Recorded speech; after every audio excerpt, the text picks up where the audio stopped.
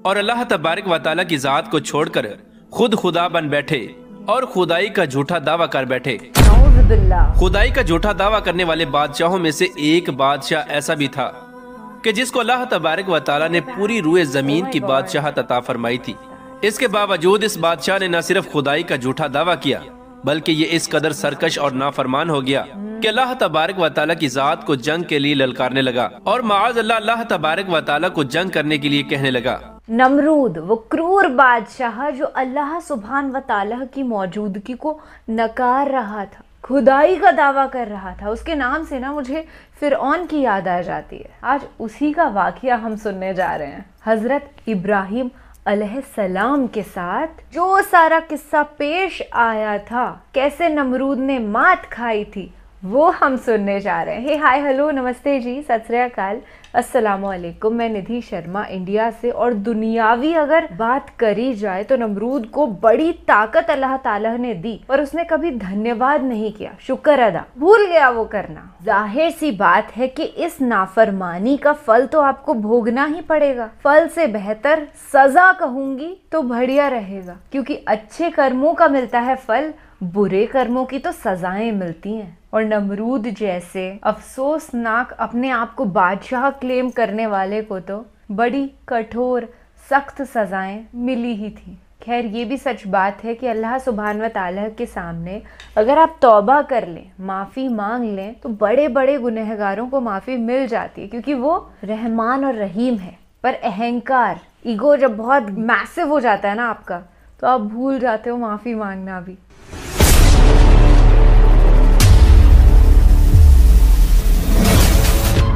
नमरूद के नाश का वाकया बिल्कुल सही।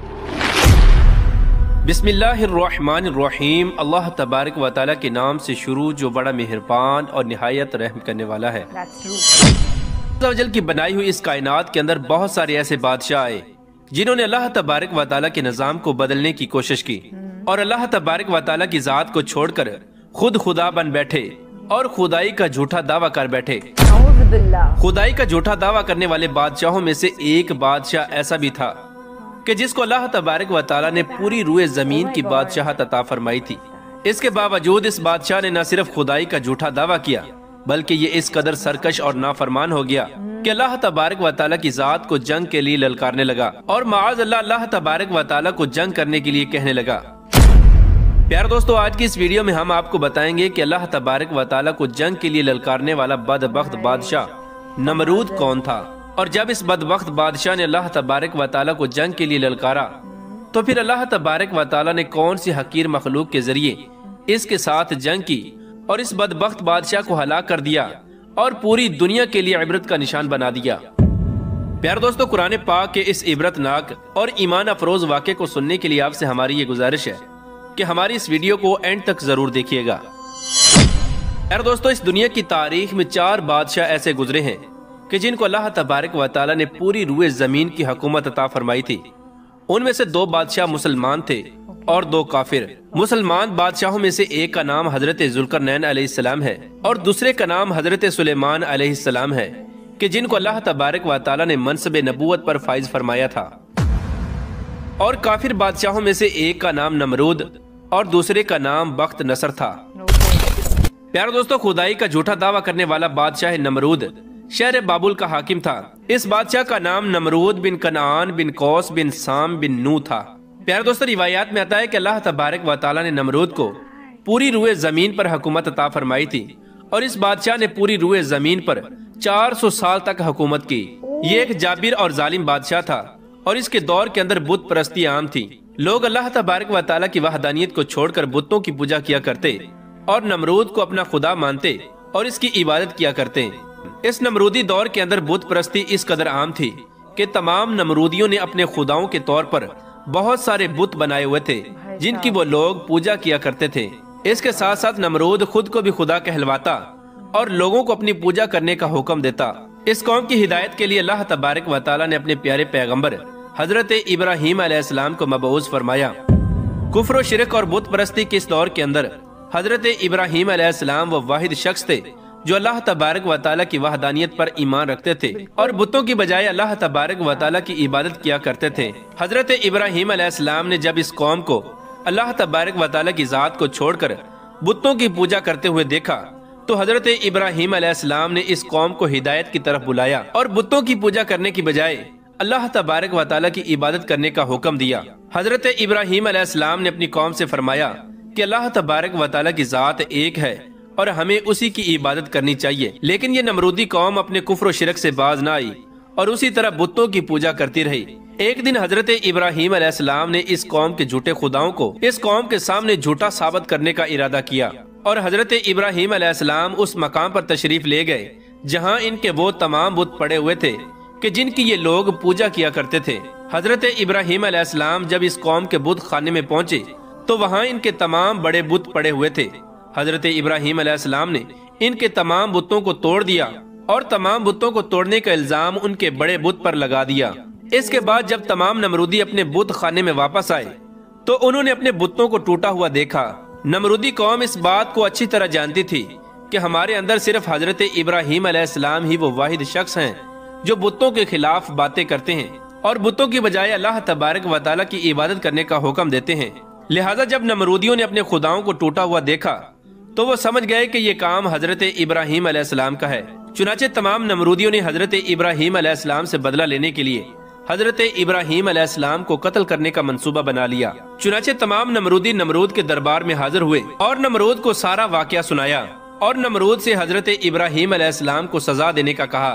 इस तरह नमरूद ने जब ये बात सुनी तो वो आग बगोला हो गया और उसने एक मकाम पर आग जलाने का हुक्म दिया। नमरूद ने यह हुक्म जारी किया कि एक वसी मैदान के अंदर आग जलाई जाए और उसके अंदर हजरत इब्राहीम अलैहिस्सलाम को डाल दिया जाए। चुनाचे नमरूद के हुक्म के मुताबिक ऐसा ही किया गया। दूर दराज से बहुत सारी लकड़ियों को इकट्ठा किया गया और एक वसी मैदान के अंदर जमा किया गया और उनके अंदर आग जला दी गई। हजरत इब्राहीम अलैहिस्सलाम को सजा देने के लिए जो आग जलाई गई थी वो इस कदर ज्यादा थी कि उसके शोले आसमानों को छू रहे थे। प्यार दोस्तों, जब नमरूद के हुक्म के मुताबिक एक वसी मैदान के अंदर आग को जला दिया गया तो इसके बाद हजरत इब्राहीम अलैहिस्सलाम को उस आग के अंदर डाल दिया गया। जैसे ही हजरत इब्राहीम अलैहिस्सलाम उस आग के अंदर तशरीफ लाए तो अल्लाह तबारक व तआला ने फौरन आग को हुक्म दिया कि ए आग, तो हजरत इब्राहीम अलैहिस्सलाम पर ठंडी और सलामती वाली हो जा। तो वो आग अल्लाह तबारक व तआला के हुक्म के मुताबिक हजरत इब्राहीम अलैहिस्सलाम पर ठंडी और सलामती वाली हो गई। हजरत इब्राहीम अलैहिस्सलाम इरशाद फरमाते हैं कि मैं जितने दिन आग में रहा उतने दिन में अल्लाह तबारक व तआला के खास फजल और रहमत में था और जो सुकून अल्लाह तबारक व तआला की तरफ से मुझे आग के अंदर अता किया गया वो इससे पहले कभी न था। प्यार दोस्तों, कुछ दिनों के बाद हजरत इब्राहीम अलैहिस्सलाम उस आग से जिंदा बाहर तशरीफ ले आए। ये मंजर देखकर तमाम नमरूदी हैरान रह गए, लेकिन इसके बावजूद नमरूद और नमरूदी कौम अल्लाह तबारक व तआला की वहदानियत पर ईमान न लाई और उसी तरह अपनी बुत परस्ती के अंदर मुब्तला रही। लेकिन इसके बावजूद हजरत इब्राहीम अलैहिस्सलाम अपने अहद से पीछे न हटे और मुसलसल अपनी कौम को हक की दावत देते रहे। हजरत इब्राहीम अलैहिस्सलाम ने नमरूद को 12 दफा समझाया और अपने कुफ्र और शिरक से बाज आने और अल्लाह तबारक व तआला की वहदानियत पर ईमान लाने का कहा। हजरत इब्राहीम अलैहिस्सलाम की ये बात सुनकर नमरूद अल्लाह तबारक व तआला की वहदानियत का इनकार करने लगा और हजरत इब्राहीम अलैहिस्सलाम से मनाजरा करने लगा और हजरत इब्राहीम अलैहिस्सलाम के सामने नमरूद ने खुदाई का दावा कर दिया। नमरूद ने हजरत इब्राहीम अलैहिस्सलाम से मनाजरा करते हुए ये सवाल किया कि तेरा रब कौन है? तो हजरत इब्राहीम अलैहिस्सलाम ने इरशाद फरमाया कि मेरा रब वो है जो जिंदगी और मौत देता है। ये बात सुनकर नमरूद मुस्कुराने लगा और हजरत इब्राहीम अलैहिस्सलाम से कहने लगा कि ये तो मैं भी कर सकता हूँ। चुनाचे नमरूद ने तकब्बुर के साथ 2 कैदियों को बुलाया जिनको सजाए मौत हो चुकी थी। उनमें से एक को नमरूद ने कत्ल कर दिया और दूसरे को आजाद कर दिया और इस तरह नमरूद तकब्बुर के साथ हजरत इब्राहीम अलैहिस्सलाम से कहने लगा कि देखो, मैंने एक को जिंदगी दे दी और एक को मौत दे दी। इस तरह नमरूद हजरत इब्राहीम अलैहिस्सलाम के सामने अपने आप को खुदा कहने लगा और अपनी खुदाई की बातिल दलीलें पेश करने लगा। इसके बाद नमरूद फिर हजरत इब्राहीम अलैहिस्सलाम से पूछने लगा कि हकीकी खुदा तो मैं हूँ, बता तेरा खुदा कौन है? इसके बाद हजरत इब्राहीम अलैहिस्सलाम ने नमरूद को उसकी अकल के मुताबिक जवाब दिया कि मेरा रब वो है जो सूरज को मशरिक से तलू करता है और मगरिब में गरूब करता है। अगर तू सच्चा खुदा है तो सूरज को मगरिब से तलू करके दिखा चुनाचे जब नमरूद ने हजरत इब्राहीम अलैहिस्सलाम की ये बात सुनी तो उसका रंग उड़ गया और वो लाजवाब हो गया, और इस तरह नमरूद लाजवाब होकर अपनी पूरी कौम के अंदर जलील रुसवा हो गया।